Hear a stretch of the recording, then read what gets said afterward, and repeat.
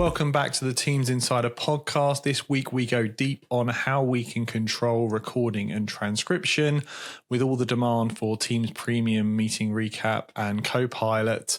There's been lots of conversations there, and we talked to Rich Barrett, who looks after professional services for Microsoft in the UK and has lots of customers who have these requirements. So we go around what's possible today and also what's on the roadmap and some of the Teams Premium and Copilot use cases too. Thanks very much to Rich for taking the time to do the show, and also many thanks to Luware, this month's benefactor, for their support of Empowering Cloud. Really appreciate their support. On with the show. Hi everybody, welcome back to the pod. Got an exciting one this week. We're going to get into some serious controls and considerations and policies, and I'm going to introduce my guest this week. Richard, do you want to introduce yourself? Yeah, hey everyone, it's Rich here. I'm a technical specialist at Microsoft in the UK, and I have the pleasure of working with some of our professional services customers. So think of the likes of law firms, accountancy, people who control lots of sensitive, important data. Lovely to meet you all. And Rich, we've been in the works for this for a while. I pinged you a couple of months ago saying you're the person I need to talk to kind of decode all these policies and options, because I know the customers you work with have these specific requirements. I mean, lots of the customers I work with, they have client rules around who can record, what can be recorded, what can't be recorded. So yeah, I've been through these conversations a fair few times. And it's interesting now, like suddenly there's obviously a massive amount of investment going in here. We've had these kind of challenges and requirements for a number of years. Obviously, Teams has been around for a long time now. But with Copilot, it really seems to have amped up, A, the requirement, and B, the customers suddenly wanting to do, obviously they want to do Copilot, so therefore they have to consider recording and transcription. Is that what's been the impetus to kind of give all these new policies and options? Yeah, I think so. I think if I remember back to when we brought Teams out, there was a lot of conversations about who can record, who shouldn't record. And, meeting recordings have been really useful for a long time. But I think with Copilot, with Intelligent Recap in Teams Premium, so many more people are seeing the value of recording a meeting or transcribing a meeting. It's maybe making people revisit. And whereas they might have said, oh, actually, we won't record that. And they're like, well, actually, what controls can I put around it so I can record it? It's definitely like a new impetus in this area. Awesome. So we were just talking off camera about the different things that are either now GA or in the roadmap. Maybe we should start with the explicit consent, because I think that's what kicked off actually this whole conversation. So maybe you could talk us through what that is and how that works. Yeah, definitely. So this is one that I guess people have been asking for a long time. When you go to start a meeting and someone hits the record button, we're all used to that notification saying this meeting's been recorded, and that's really helpful. But for some customers and some clients, they want to go a stage further and they want to actually have some consent given by the other people that cool, I'm happy with that recording. So we've had explicit consent for recordings for a few months or maybe even longer. Yeah, I think now. It was March time. Time. But then I guess what's come out recently, or what's on the roadmap to come out soon, is explicit consent for transcripts as well. Because I don't know, I think probably in a pre-Copilot world, I either recorded the meeting or I didn't. I never really thought about just transcribing, if I'm really honest with you. Yeah. But I think loads of customers now are going, do you know what? I don't need the recording, but I do want the transcript. And I think therefore the same requirement for explicit consent is really important for those meetings for some customers. Yeah, I'm seeing exactly the same thing. Like customers that are maybe either, like they say, don't need or want to have the recording, but want the Copilot capabilities, means the impetus is I'd love to transcribe. And it feels like transcribe is a slightly lighter ask on people than record somehow. Yeah, I think I agree with that. Like, I don't really know why. I can't put my finger on it, but I do see that there's definitely more of an acceptance. Maybe it's because maybe it's just our natural kind of personality and not wanting to see videos of ourselves. Maybe it's a British thing. I don't know, but yeah, I'm definitely seeing people are just a bit more willing for transcribe, maybe than they are for recordings. So that explicit record consent is in core, so there's no need for premium there. And the way that works for people who are not familiar with it, you join a meeting, if somebody then wants to record, you can't engage or interact in that meeting. They can't hear you until you accept consent or you leave the meeting. Yeah, that's basically how it works. I'd encourage anyone who's looking to use it to look into the detail, because it's quite detailed about what you can and can't do. But I think you probably described it well there, Tom. Until you've given that consent, you can't be involved in the meeting. Is probably a good way of putting it. And there's a few nuances around that. But yeah, it basically locks you out, I suppose, of engaging until you've given that consent. Awesome. So another one that's coming, that's on the roadmap at the moment, I think is a really big deal. And honestly, I think this should have been the way it behaved from kind of day one, is where recordings are saved. So this is convenience recordings, so not compliance recordings. But when you hit record at the moment, whoever is in the meeting who is allowed to, who hits record, that ends up being their OneDrive, and they control the recording, which obviously can be challenging. I mean, I just see this not even from a compliance point of view, just from a convenience point of view of, I then want to share the recording, but I can't because I didn't hit the record button. So that's changing as well. Yeah, and I think you're right. It's not even really a compliance point of thing, is it? It's just a ease of use point of thing. So I think that's one of those things that's going to simplify it. And it's probably, again, with more and more people recording these things, it kind of highlights these things and, gives us the impetus to kind of make them really, really slick and really smooth. But yeah, I agree. I think that's just going to help everyone just make life easier, to be honest with you. Definitely. And then also on the control front, we're going to get more detailed control over transcripts. Maybe you could talk us through some of that. Yeah, so this one's just gone on the roadmap. So, it's one to keep an eye on. I think it's kind of a June rollout, so it's not too long to wait for. But one of the things we hear quite a lot is, maybe we're having a really important meeting, maybe it's a board meeting. And quite often in those board meetings, hey, Tom, can you join for 10 minutes and, give us an update on what's going on? With the greatest respect, we don't want you to see the rest of the transcript and what has gone beforehand. And, up until now, there have been various ways around this, but they've all added an element of kind of humans having to remember to do things, let's put it that way. So this is going to let the meeting organisers basically just have more control of who can view assets. So probably the simplest way of putting it is, organisers can see the transcript, no one else can. And, I've been speaking to a couple of company secretariat kind of roles over the last few weeks. And yeah, this is like perfect timing because they've highlighted to me the importance of this. And again, it's one of those things that I think we had these conversations when Teams came out and people found a way, but with the absolute desire for transcript now, it's just pushed it up to the roof. Yeah, I think awareness is up because of the AI conversation, because let's be honest, how many people went back and looked at a transcript, but suddenly the capability to say, let me know the key points. Oh, well, now I'm going to do that because I can, and therefore I could accidentally, as you say, see the entire meeting when I maybe was only supposed to have a piece. Yeah, exactly. I mean, the risk profile's changed, because even if I could have gone back and scrolled through a transcript, the chances of me A, doing it, and B, finding the nugget of information is just not there. Whereas now, just with Copilot, hey, what have I missed? And it's an interesting one because, yeah, I think we're just giving you the scenario to fit those different use cases. So your standard meetings, Rich has arrived late, he was dropping the kids off at school, his meeting was overrunning, absolutely want to go back over the transcript. Of course I do. But those maybe more structured formal meetings where actually, no, Rich is joining for 10 minutes and that's his 10 minutes. I think it's a great feature. So yeah, if you've not seen that, have a check on the roadmap. I think it's down for June. I'm not sure exactly quite how it will land, but I think, the way it's spoken about, talking about the organisers being able to choose who gets to view assets, really, really helpful, really powerful. Yeah. And then one we've got now for Copilot is the ability to have Copilot with transcript only, so no need for actually recording the meeting. We've also got coming Intelligent Recap with transcript only, so that's June on the roadmap. So again, that scenario where I don't necessarily want to record, but I want that Intelligent Recap. Yeah, and I think when we released Intelligent Recap for Teams Premium, the kind of whole idea was the recording was there, and it kind of makes a lot of sense. And again, with Copilot working just on transcripts, if I had £1 for every customer that said, does Intelligent Recap work on transcripts only, I'd be a very rich man. So I think it's great to see. It's great to see these things. And I think if we go back to your point at the start, Tom, it's just like people are seeing the value in doing more of this. And then that's forcing us to make all these, great changes that just make the product better for everyone, to be honest with you.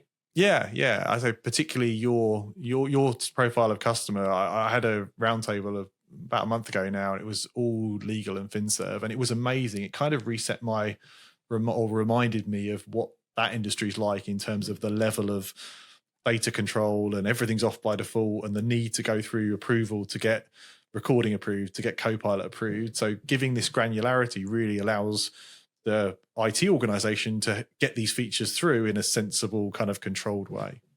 And I think what I would say is, working with these industries for a little while now, it's not that they don't want to allow these capabilities. I think they absolutely want to give them to their employees. But let's take a law firm. You could be representing or having information about a client that another part of the firm, is doing something totally different again. So the risks here are not, it's not just that Rich heard a bit of a meeting before him, but fundamentally, big risks. So that's why they need these controls. Yeah, even contractual requirements between their customers. They've committed to not storing X or not doing Y, and you have to be very cognizant of that for sure.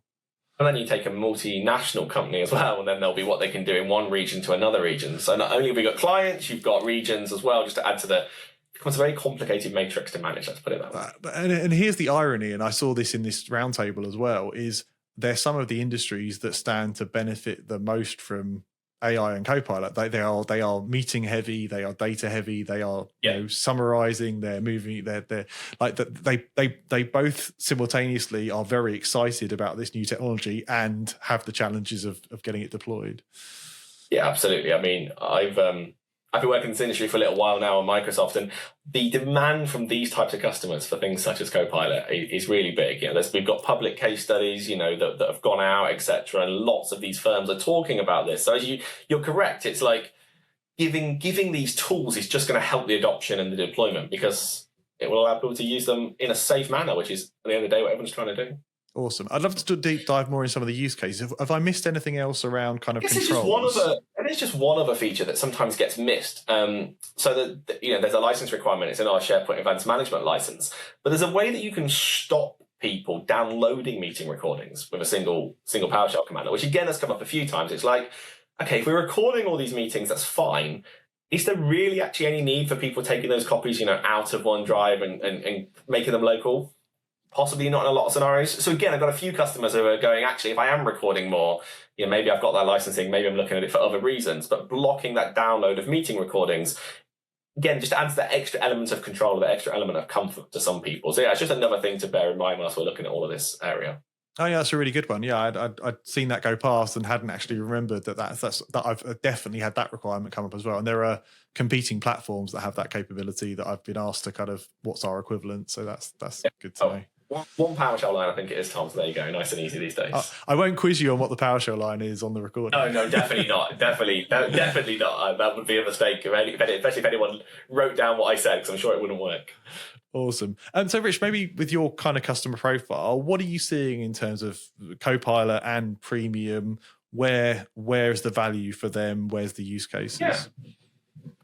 Yeah, so I think we see a lot. I think maybe I'll touch some of the premium bits first before we get onto Copilot, some of the Teams premium things. Please. We've seen a lot around like branding of meetings and like pre-join of like the lobby screen branding that comes via Teams Premium. And it's one that I talk to colleagues in different industries, and it certainly resonates more in some industries than the other. But let's think about it. If you're a client and you have 3 or 4 suppliers working for you, be they accountancy firms, law firms, actually doesn't really matter whoever they are.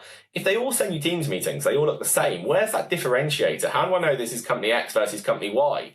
So just applying some branding and colouring and bringing that theme in could be really important. I had a customer say to me, when you come to our offices, we put nice pictures on the wall and we make sure that you're in, let's use Contoso, that good old Microsoft company. You're in Contoso's offices. Yeah. When it's a Teams meeting, you lose that. So yeah, I think that branding bit in Teams Premium is one that,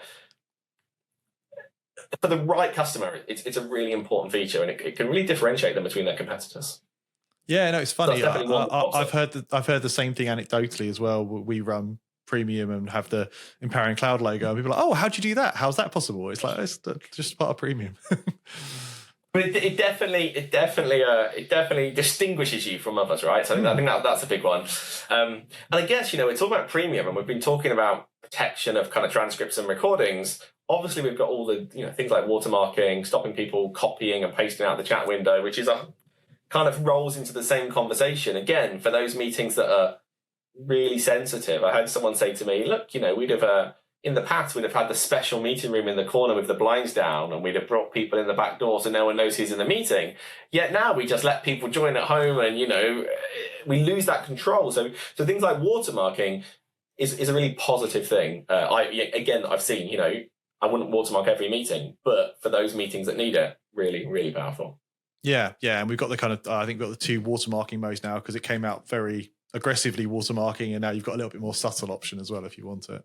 Yeah, I think there's some options that have come around that, as it's rolled out. But yeah, it's definitely helped. And also, do you watermark content or videos and content? You've got a bit of control there as well. And I guess I'm seeing it's content that I'm seeing people want to watermark most, to be honest with you. Yeah. Maybe rather than the video feeds. Yeah, because that's is the slides, isn't it? Most of the time is the thing. It's the slide that's got the stat of, how much we're going to buy company X for, or, what we're about to announce, the stock exchange, all that stuff that, again, has to be kept secret, like there's fines for companies if this stuff leaks out and things. So yeah, it's really important stuff. Yeah, and the thing I like about watermarking is you've seen, I've had various conversations about how do we disable screenshotting, and I'm like, well, everybody's got the camera in their pocket now, right? So you need to do something that's beyond the computer, I think.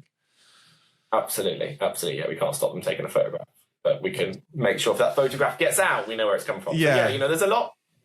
Yeah. I think, when I think about premium in this sector, brand's important, right? Differentiation, kind of professionality, the protection capability is absolutely, critical. I think they're probably some of the biggest areas. And then obviously we move into intelligent recap. Do you do intelligent recap? Do you do Copilot? Do you split the user base? I think there's a public case study out. I think it's with Hargreaves Lansdown on our website where they talk about why they use both of them. So I think it's one of those ones where companies have to work out what the use case is and what's most relevant for their employees. Yeah, it's a tricky conversation at the moment, I think, from my point of view, as to where you draw the line. Is it because there's tons of value in intelligent recap, and it's relatively less cost, and then Copilot is a whole different conversation because now you're going into the whole M365 suite and you're enabling lots of different scenarios. So there's definitely a bigger conversation around Copilot.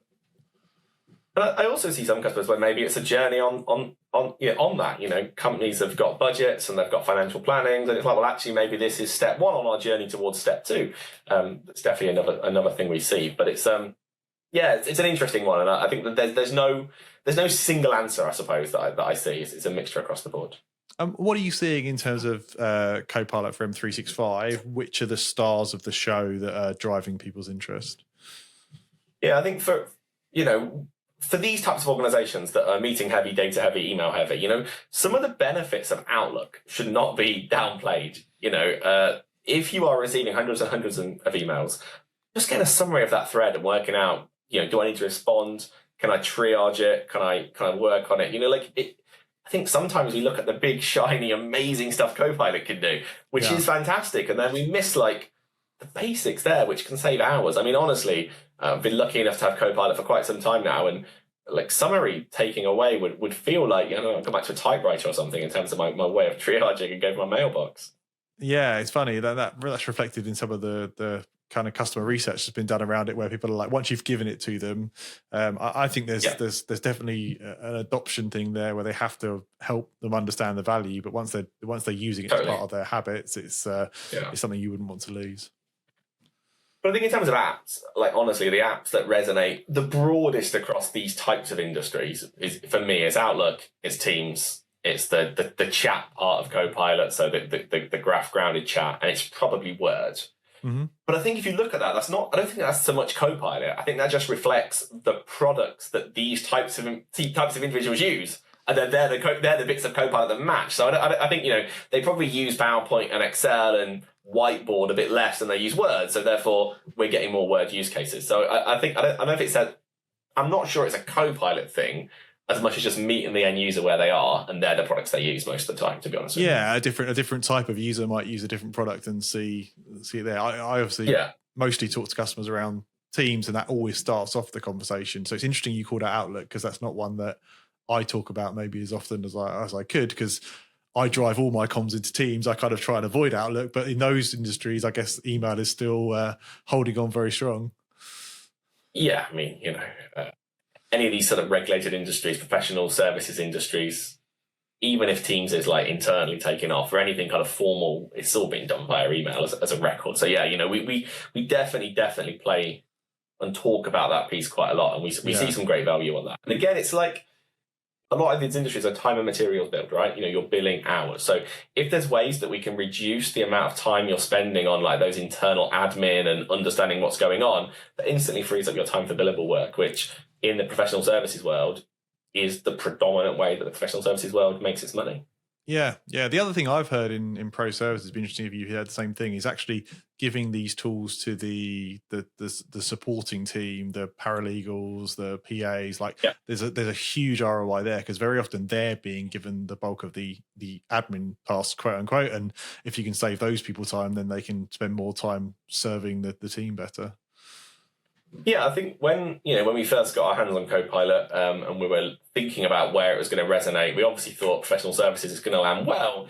And we were like, do we go after the kind of fee-earning parts of the business, be that an engineering company or be that a law firm or a financial service, whatever that is, or do we go after the support functions? And we've seen value in both, right? So I think then what it comes down to is where the customer wants to pivot. But you're right, like those people who kind of support others or that back office role, it's really, really powerful for. So yeah, I've definitely seen customers kind of go both ways. Probably go, look at both sides a bit as well. So yeah, it really does span. I think it's just an industry that uses words, the spoken word and the written word a lot. So therefore it naturally fits and naturally resonates well with them. But yeah, you're right. I think Outlook, Teams, and Word's an interesting one, right? There's so much you can do in Word, and I think maybe people are still learning the power of Copilot in Word. For me, some of the value is those repetitive tasks you do in Word all the time, how we can speed that up. So a great example I sometimes talk to customers with, I use an NDA. Everyone knows what a non-disclosure agreement is, hopefully.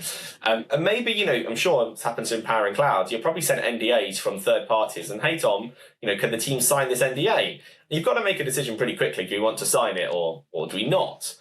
And realistically, there's probably 5 or 6 things you care most about, right?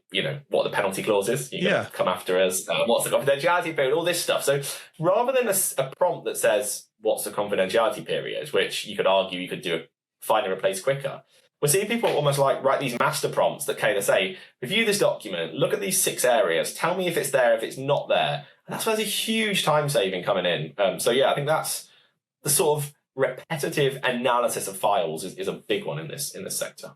Yeah, you can see how, particularly in the legal firms, I mean, it's loads of back and forth over, and I definitely see, that obviously the other party changes the contract, you have to review the changes, you have to review the entire doc, because who knows what the changes they've done versus they've flagged. So AI has so much potential, both Copilot and also, custom created Copilots for line of business scenarios start to get really interesting. 100%. I mean, I think, any people are going to use both, right? There's absolute use cases for Copilot and custom-built AI solutions.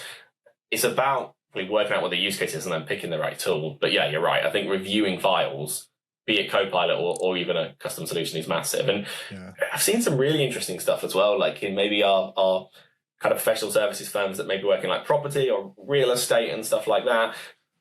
Leases, like shopping centre leases and things like that, going through and pulling information out. What are the break clauses? Just things that would just take a long time. Some fantastic time savings we're seeing there. Yeah, because I guess you could find the immediate deal breakers before you're even worried about the granularity. Like if it says this, we're immediately out, so there's no point reviewing line by line until we agree this, for example.